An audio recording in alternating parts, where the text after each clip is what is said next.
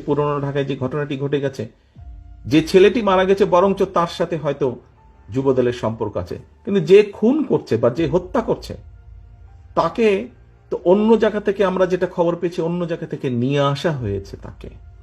তাকে ধরা হচ্ছে না, ধরা হলো অন্যদেরকে অ্যারেস্ট করা হলো, তাকে ধরা হচ্ছে না, কি তাকে আসামিও পর্যন্ত বোধহয় করা হয়নি এখন পর্যন্ত। কেন হয়নি, কেন ধরা হচ্ছে না? আমাদের পক্ষ থেকে তো একবারও বলা হয়নি যে তমুককে ধরা যাবে না, অমুককে ধরা যাবে, একবারও তো এই কথাটি বলা হয়নি।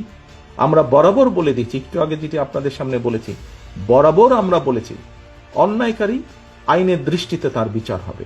দলের সাথে তার কি সম্পর্ক, কিচ্ছু যায় আসে না তাতে। তাকে দল কোন রকম প্রশ্রয় দিবে না। কেউ যদি কোনো অন্যায় করে থাকে, তাহলে প্রশাসন ধরছে না কেন তাকে?